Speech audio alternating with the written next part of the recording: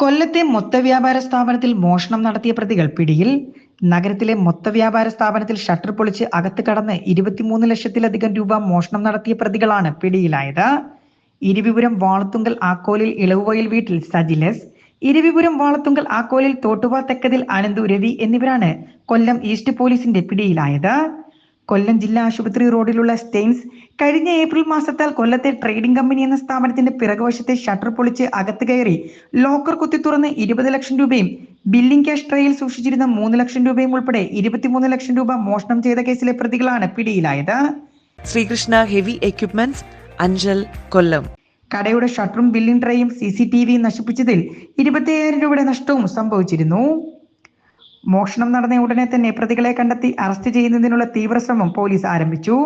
ആയതിന്റെ ഭാഗമായി ജില്ലാ പോലീസ് മേധാവി ഹേമലത IPSന്റെ നിർദ്ദേശപ്രകാരം കൊല്ലം SP രാജേഷ് TRന്റെ നേതൃത്വത്തിൽ ഈസ്റ്റ് ഇൻസ്പെക്ടർ സജീവ് R, SIമാരായ സന്ദീപ് S, ജഗ്മോഹൻ ദത്തൻ, അതുൽ കൃഷ്ണ, ഷൈജു, CPOമാരായ അനീഷ്, അജയ് കുമാർ, ദേവജിത്ത്, മുരുകേഷ്, അനീഷ് R, ബിനു, ശ്യാം, അൻഷാദ്, സുജിത്, ഹരികൃഷ്ണൻ എന്നിവരും ഡാൻസ് ഓഫ് സംഘവും ചേർന്ന് പ്രത്യേക അന്വേഷണ സംഘത്തെ രൂപീകരിച്ചു.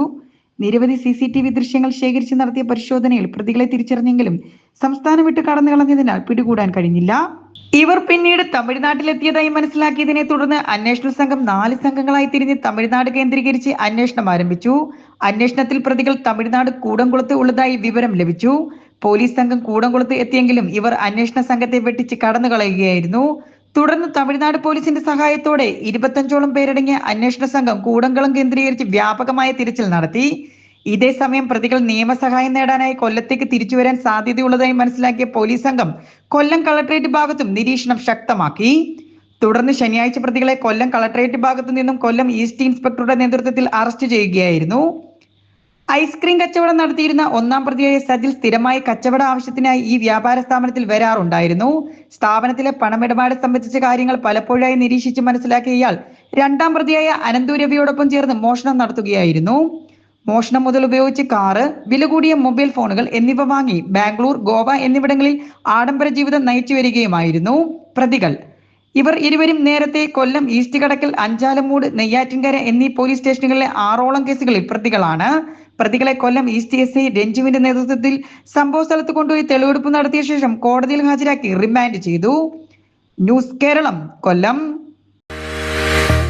ഹെവി എക്യുപ്മെന്റ് പഠനത്തിന് ഇന്ത്യയിലെ ഏറ്റവും വലിയ ഇൻഫ്രാസ്ട്രക്ചറുള്ള സ്ഥാപനം. ഇമ്പോർട്ടഡ് എക്യുപ്മെന്റ് നേരിട്ട് പഠിപ്പിക്കുന്ന ഇന്ത്യയിലെ ഏക സ്ഥാപനം. 5 ഏക്കറിൽ American technology practical yard. Hydraulic mechanical കോഴ്സുകൾക്ക് ഇന്ത്യയിലെ ഏറ്റവും വലിയ ഹൈഡ്രോളിക് മെക്കാനിക്കൽ ലാബ്. 50 വർഷത്തെ പ്രവർത്തന പാരമ്പര്യമുള്ള ഇൻസ്റ്റിറ്റ്യൂട്ടിൽ നിന്ന് വിദേശത്തു നിന്നും ഇന്ത്യയുടെ എല്ലാ സംസ്ഥാനങ്ങളിൽ നിന്നും കേരളത്തിലെ എല്ലാ ജില്ലകളിൽ നിന്നും ലക്ഷക്കണക്കിന് ഉദ്യോഗാർത്ഥികൾ പഠിച്ചിറങ്ങി ഉയർന്ന ജോലി നേടി ജീവിക്കുന്നു.